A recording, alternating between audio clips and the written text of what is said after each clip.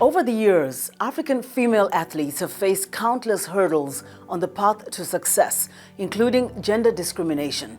On the next edition of Our Voices, we will look at female African athletes who are at the top of their game and are seeking the same treatment as their male counterparts who play the same sport. Poor funding and limited opportunities are the biggest challenges African female athletes face on the continent. They have long cried out for better media coverage, sponsorship, and tangible opportunities to be on equal footing with men. Females often suffer gender-based violence at the hands of their significant others, like two Kenyan Olympic runners, Damaris Mutua and Agnes Tirop.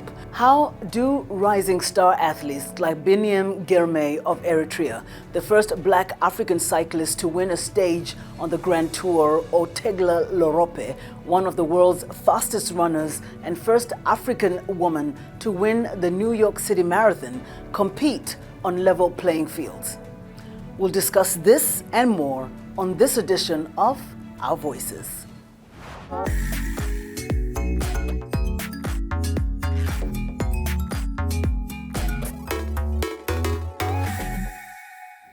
Hello, I'm Demiake Mwakalielye, and this is Our Voices.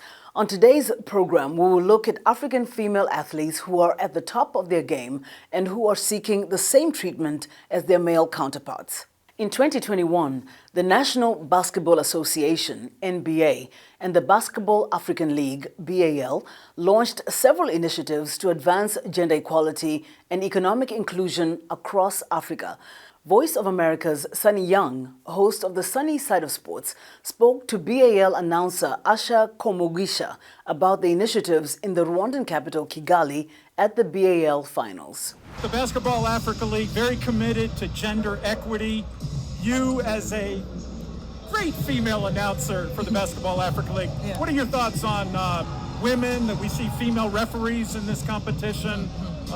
Your thoughts on the gender equity movement? It's interesting you ask this question because we're just about to watch Liz Mills, who is the first ever woman to coach a team at the BAL. She also was the first woman to coach at the Afrobasket and qualify a team, actually, when she was in charge of Kenya right here last year in the Afrobasket, which is the tournament for all national teams on the African continent. And you have so many women involved. There's referees also, officiating at the BAL, and so many women who are in charge of so many departments at the BAL. Aisha Job in charge of marketing. You have Heidi Naishimia, who's actually Rwandan, in charge of hospitality and travel for the BAL. The commissioner for this tournament is a woman, Joy Olinga from Uganda. So you have so many other women who are in charge of so many other, events. You have Audrey, and just excited to have that. But also there's BAL for Her,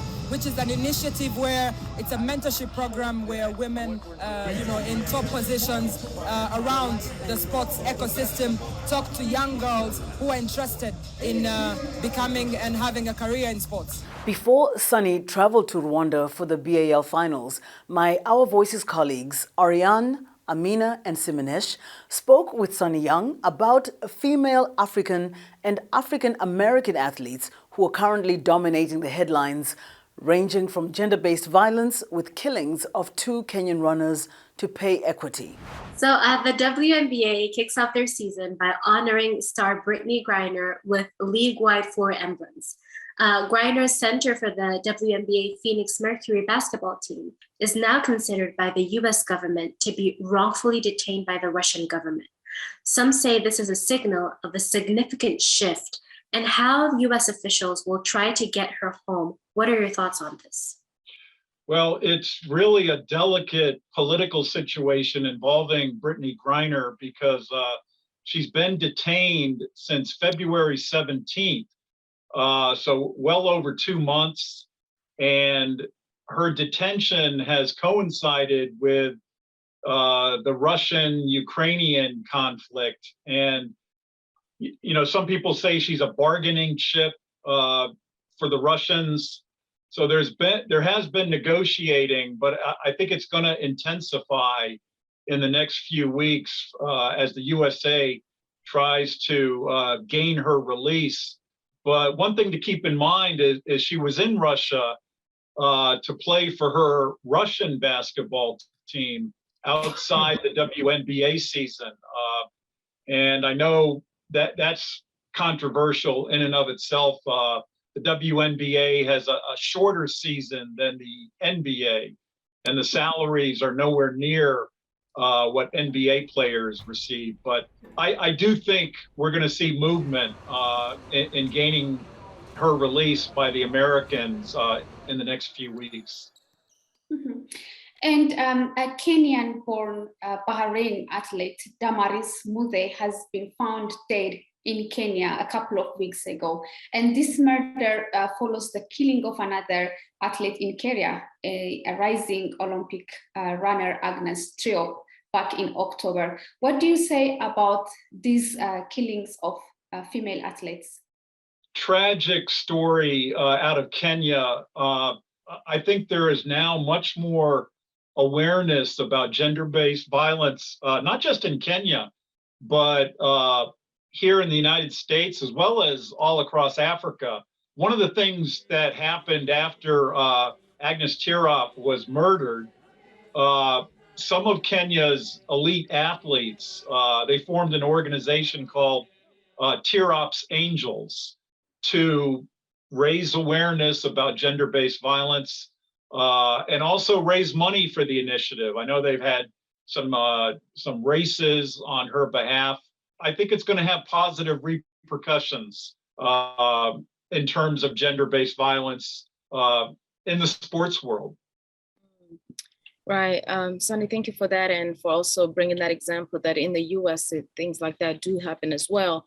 Now, bringing you to the ruling of February 22nd, 2022, where the US women national team settled their class action equal pay lawsuit against the US Soccer Federation, winning that $24 million. What do you think about that? And I guess a follow-up question would be, do you think that will trigger same type of actions on the continent and in the sports world for African athletes?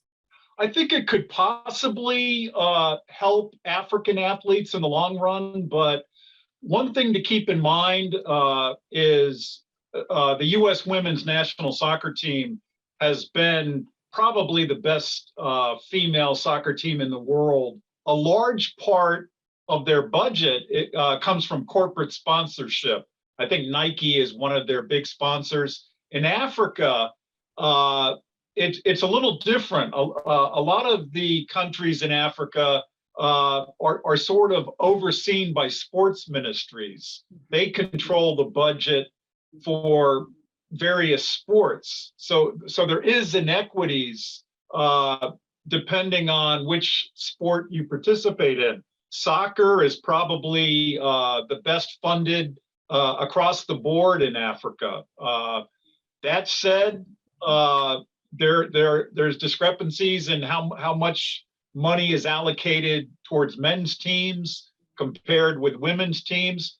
I do think in the future there will be, I won't say it's going to be an even keel, but I think women in Africa are going to start to see more endorsements and more money coming their way because of this action by the U.S. women standing up for their paychecks, basically. How popular are women's sports generally on the continent? I think they're picking up in popularity. I do think soccer by far, whether it's men's or women's, a lot of people say it's the king of African sports, soccer or football. And you're seeing more and more, most African countries field a women's soccer team now. And so I think that remains the most popular sport among women in Africa. Basketball is rising in popularity.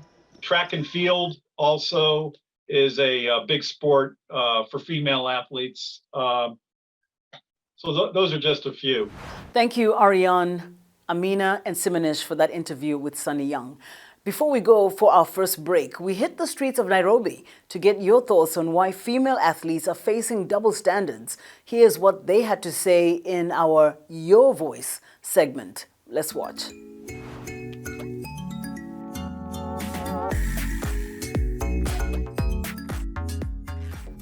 The issue with gender inequality stems from the fact that people think that men do most work, so they deserve better pay.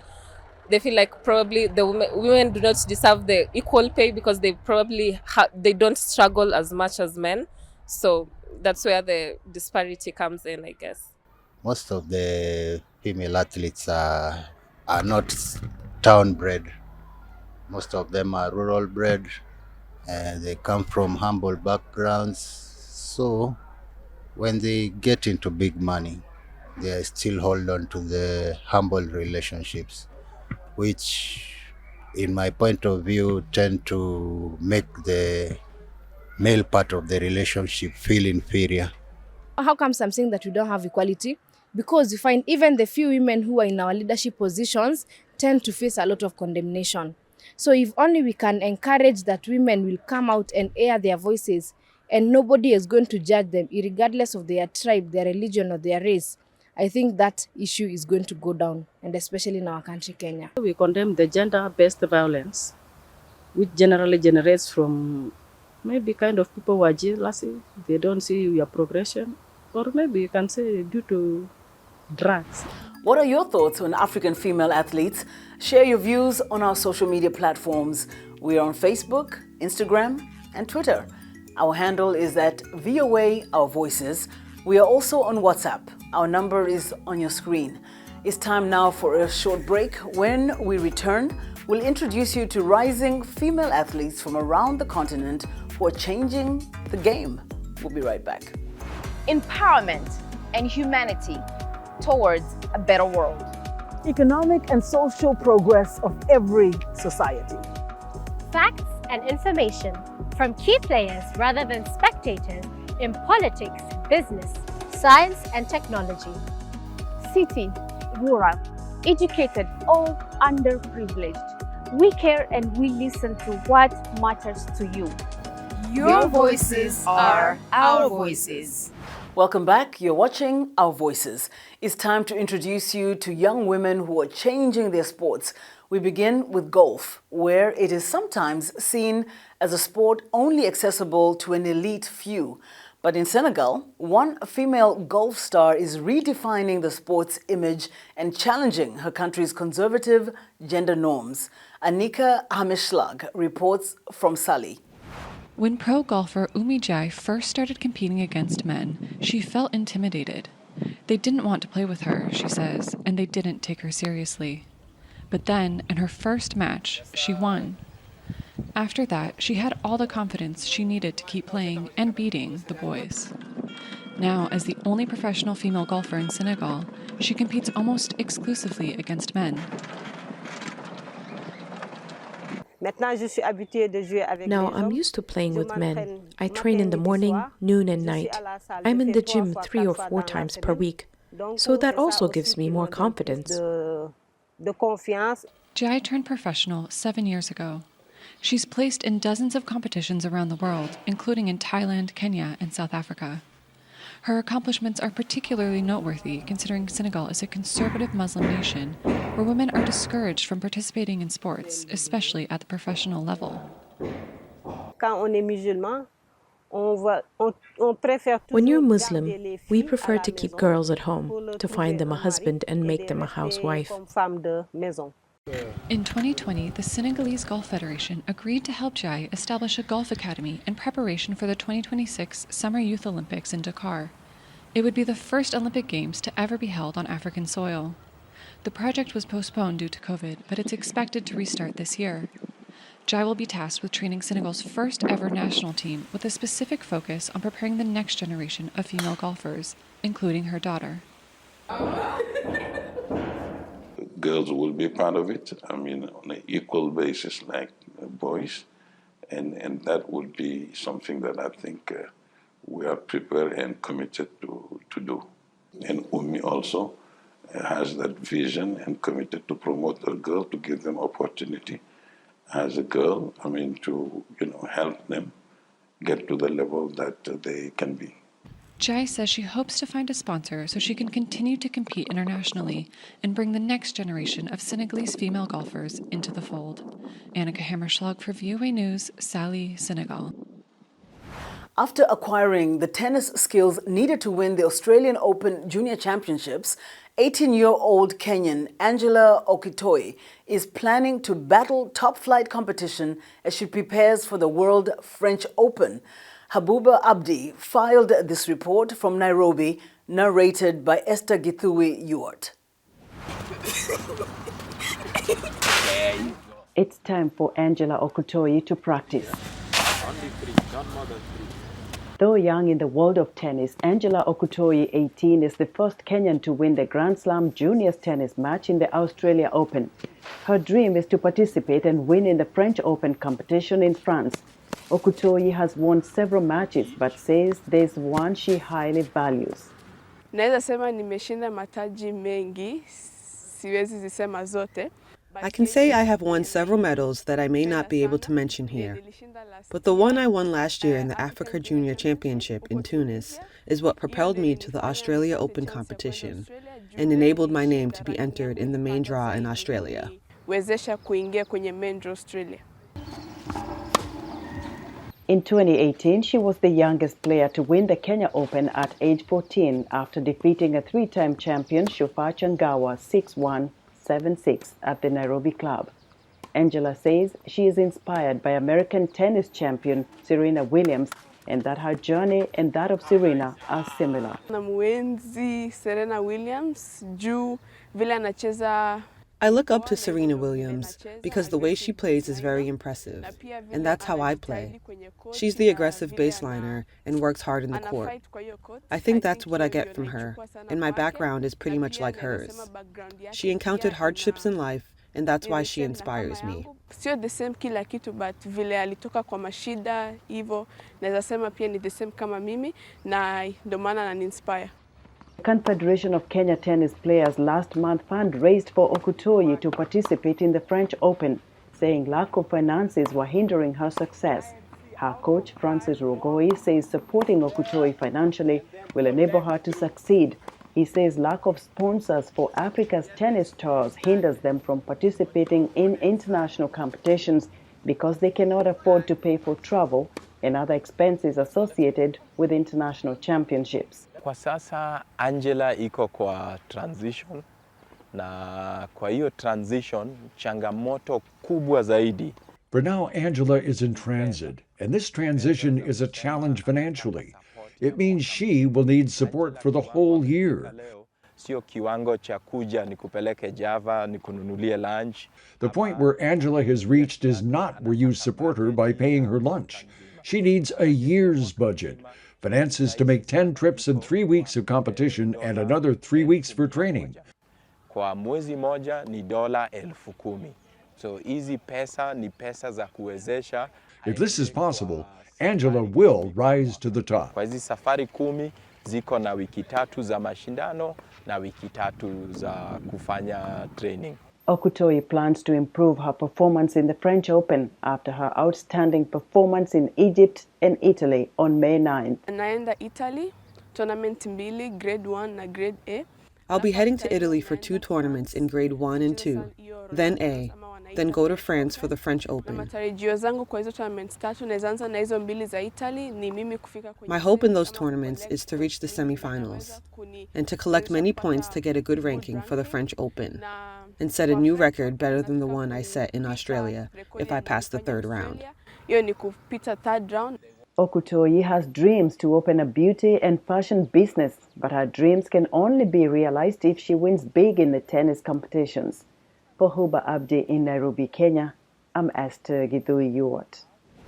It has been over a decade since South Africa allowed women to become professional boxers, but only a few dozen have.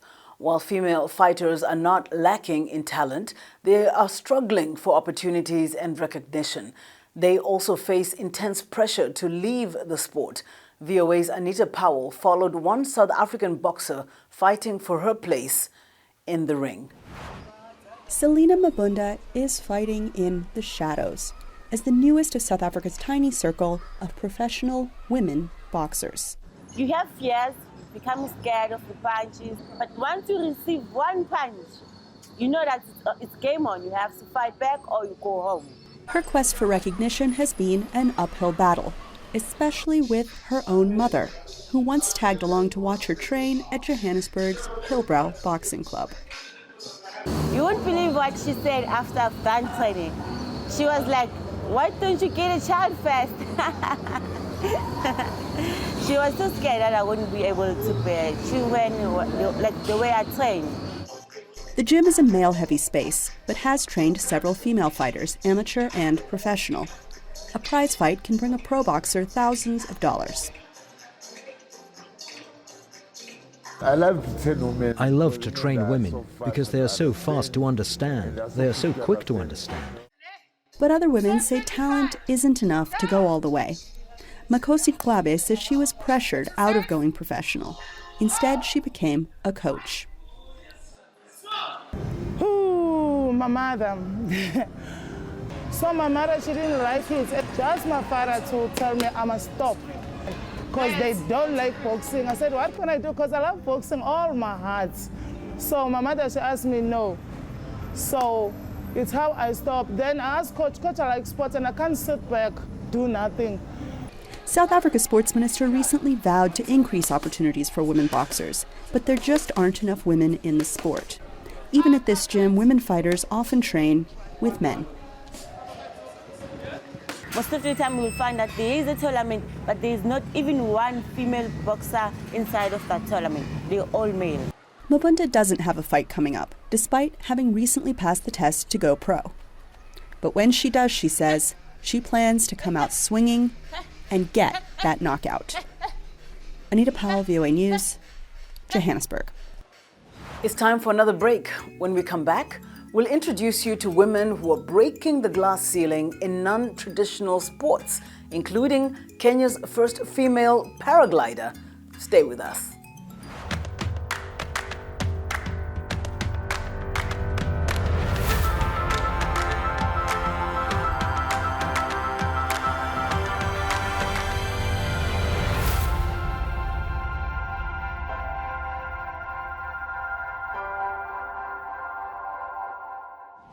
Welcome back. You're watching Our Voices. It's time now for our Uncommon Voices segment.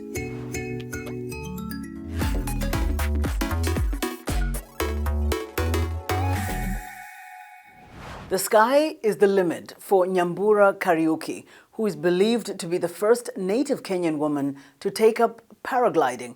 She hopes her passion will inspire other women to break barriers.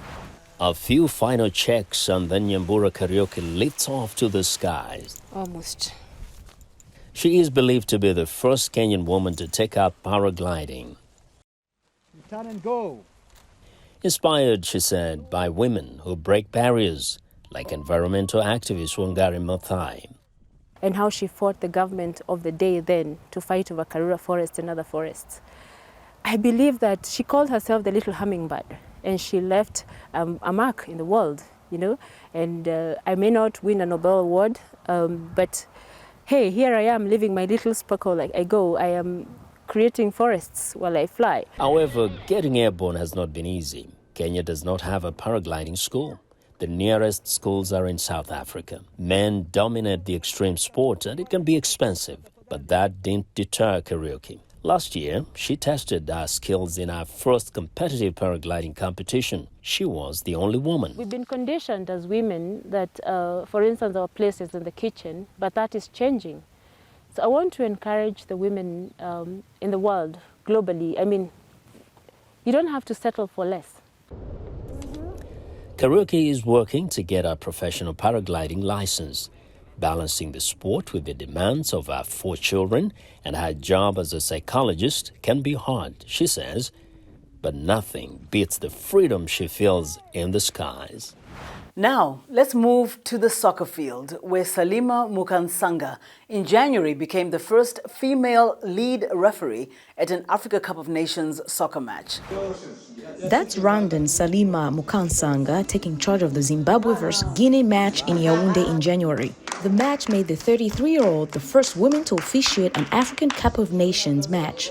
You have to go all the way back to 1957. That is 65 years of AFCON history, and she's right here in the center and doing an incredible job. You know, when I see her, it's really a story of, a woman who is resilient. At 33, she's handling.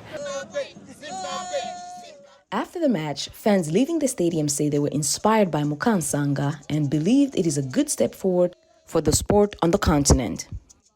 Seeing a women being empowered, this means that we are going forward, moving as Africa, whereby women are being represented and are being also involved in these sports that, for a long time is regarded as for men. Back in Rwanda, the young female players of AS Kigali participated in a training session led by veteran coach Egide Kayitesi. Kayitesi has been a soccer coach for 21 years and was in charge of Mukansanga's team when she was a youth player. I had a good time with her. She has an exceptional character. When she has a match, she prepares for it. She has to consult the refereeing books again to do things correctly. She is someone who gives great importance to each game. That's why you see Selena at this level. Young members of the team watched the game with attention as Mukansanga directed the men on the pitch with ease. To see a woman on the soccer team putting order in the men's teams is a wonderful thing, and FIFA should do it everywhere because women are capable too. That's all for this week's show. We would like to thank Sunny Young, host of VOA's Sunny Side of Sports radio show, for joining us today. If you would like to have more information on today's program, please visit our website at voaafrica.com. On behalf of my Our Voices colleagues, Ariane, Amina, and Simanish, and everyone at the Voice of America, I'm Dimyake Mokalielie saying thank you for watching. Until next time, stay safe.